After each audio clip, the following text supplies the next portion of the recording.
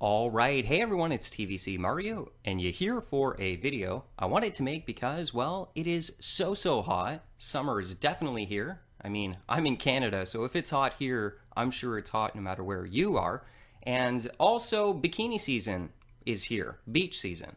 Now, I wanted to make this video to ask a very important question, especially to sisters out there. Should a Christian woman wear a bikini to the beach?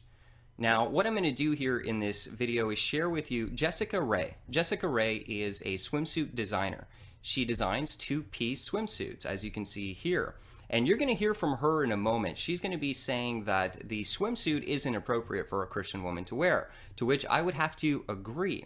And ladies, listen, you're not the only one who deals with this, okay? I'll tell you straight up as a guy, okay? I'm decently looking. I go to the gym a lot, so if I go to the gym for a steady amount of time, my biceps look nice and my chest looks good. I know that if I, wear certain pieces of clothing, they're going to accentuate my body and draw in more attention from other girls, but that's not the type of attention me or you or anyone should be trying to seek. Do you know that when we do that, we try and suck in attention by showing ourselves off in that way? What we're actually displaying is that we have a soul sickness. There's something inside of us that's missing, and we're striving externally to try and fill that void internally. And I'm not going to lie, this is a battle that I've still to this day and probably continuously going to need to fight. A fight to not try and draw attention to myself by, wearing certain clothes, revealing certain parts of my body, etc., and to get that type of attention. This type of behavior, as a mature individual, we need to surpass this, men and women.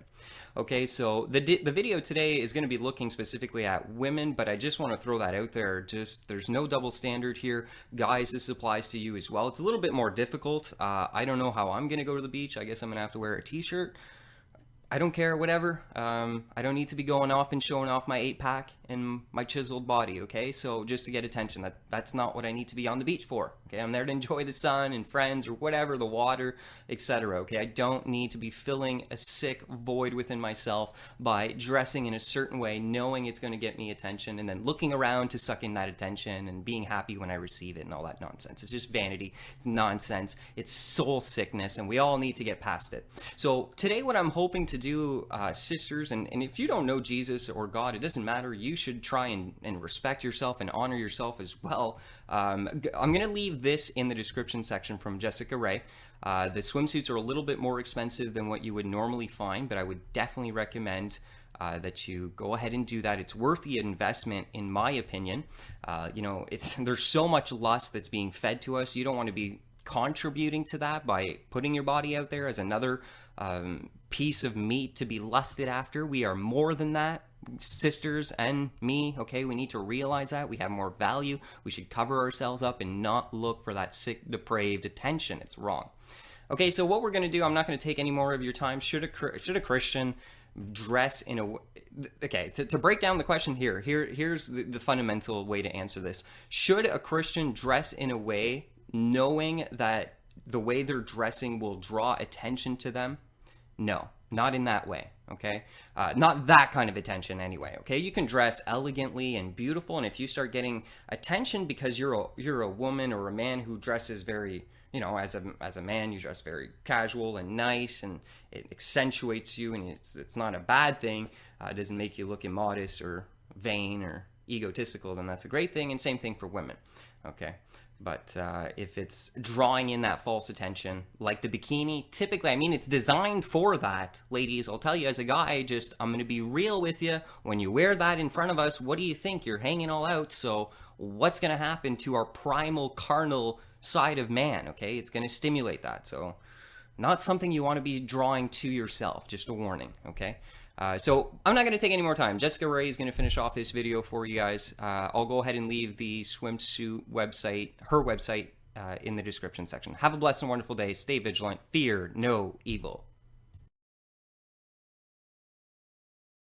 It was an itsy bitsy teeny weeny yellow polka dot bikini that she wore for the first time. Thank you. I'm sure you've all heard that song before, and I apologize if it gets stuck in anyone's head for the rest of the day. But I'm wondering if you've ever really listened to the lyrics, because until a couple of weeks ago, I had never really listened to them before, so I'd like to review some of them with you. The first verse goes, "She was afraid to come out of the locker. She was as nervous as she could be. She was afraid to come out of the locker. She was afraid that somebody would see." The song continues with her being afraid to come out in the open, so she hides in her blanket. And then she's afraid to come out of the water, so she starts to turn blue. Why was this woman so afraid? The song was released in 1960, 14 years after the bikini was invented in France. French engineer Louis Réard invented the bikini. He worked in his mother's lingerie shop, and he named it after the site of the atomic bomb testing that year, Bikini Atoll. He thought that the public's reaction would be like an atomic bomb explosion, and he was right. His design was based on exposing the belly button for the first time, and he said it wasn't a true bikini unless it could be pulled through a wedding ring. It was so scandalous that no French model would wear it, so he had to hire a stripper to debut his bikini. Before Réard invented the bikini, women wore one-piece swimsuits like this, or if they were two-piece swimsuits, they were still very modest, exposed very little midriff, and always covered the belly button.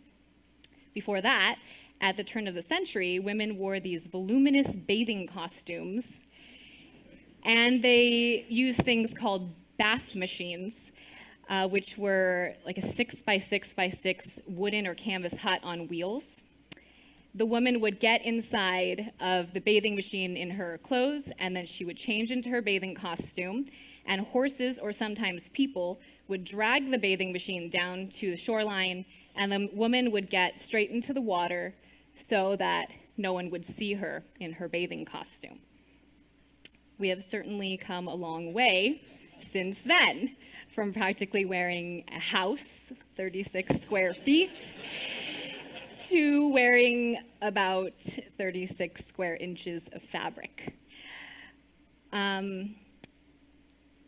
You go to the beach today, and it seems like everyone is wearing a bikini, but it was not an instant hit in the United States. It was seen as a suspect garment favored by licentious Mediterranean types. In 1957, Modern Girl magazine said it was hardly necessary to waste words on the so-called bikini because no girl with tact or decency would ever wear such a thing. And one writer described the bikini as a two-piece bathing suit that revealed everything about a girl except for her mother's maiden name. Guards at the beach would measure bathing suits, and women wearing bikinis were sure to get kicked off of the beach. So it's no wonder that the girl in the song was afraid to come out of the water. With the 1960s, however, came the sexual revolution and the women's movement and the rising popularity of the bikini. Soon, no one was afraid to wear one, and in 1965, a woman told Time magazine that it was almost square not to. Last year alone, annual spending on the bikini totaled $8 billion. The popularity of the bikini has been attributed to the power of women, not the power of fashion. And a New York Times reporter called the bikini the millennial equivalent of the power suit. So I'd like to take a couple minutes to examine this so-called power that wearing the bikini brings. A few years ago, male college students at Princeton University participated in studies of how the male brain reacts to seeing people in different amounts of clothing. Brain scans revealed that when men are shown pictures of scantily clad women, the region of the brain associated with tools such as screwdrivers and hammers lit up. Some men showed zero brain activity in the medial prefrontal cortex, which is the part of the brain that lights up when one ponders another person's thoughts, feelings, and intentions. Researchers found this shocking because they almost never see this part of the brain shut down in this way. And a Princeton professor said, it's as if they're reacting to these women as if they are not fully human. It's consistent with the idea that they are responding to these photographs as if they were responding to objects, not people. In a separate Princeton study, when men viewed images of women in bikinis, they often associated with first-person action verbs, such as I push, I grab, I handle. But when they saw images of women dressed modestly, they associated them with third-person action verbs, such as she pushes, she grabs. Analysts at the National Geographic concluded that bikinis really do inspire men to see women as objects, as something to be used, rather than someone to connect with. So, it seems that wearing a bikini does give a woman power, the power to shut down a man's ability to see her as a person, but rather as an object. This is surely not the kind of power that women were searching for, the power to be treated as an equal, to be seen as in control, and to be taken seriously. It seems that the kind of power they're searching for is more attainable when they dress modestly. But now comes the problem of modesty. The very word modesty is often met with such disdain, especially among the younger high school crowd. I remember speaking to a group of teenagers in New York, and when I mentioned modesty, this girl yelled from the back, "What am I supposed to dress like then? A grandma?" And I was scared.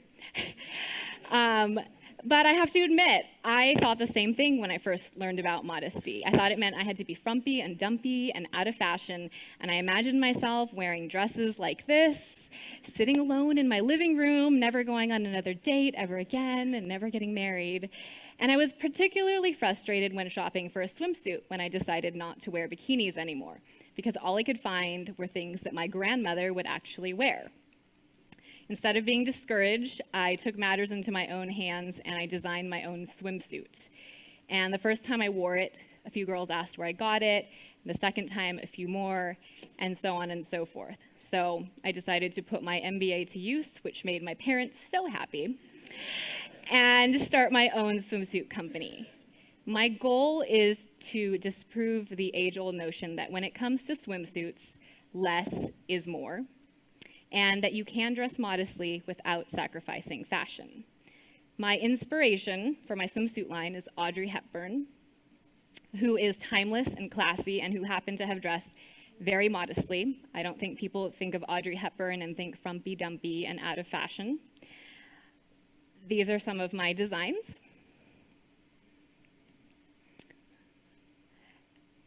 And my tagline is, "Who says it has to be itsy bitsy?" Well, to answer the question, if you look at today's society, everyone says it has to be itsy bitsy.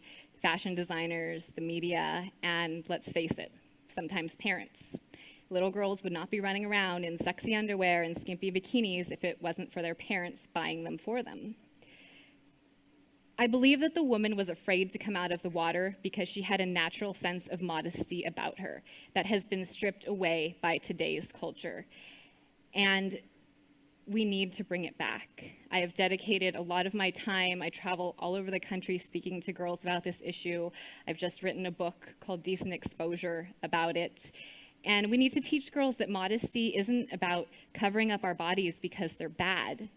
Modesty isn't about hiding ourselves. It's about revealing our dignity. We were made beautiful in His image and likeness. So the question I'd like to leave you with is, how will you use your beauty? Thank you.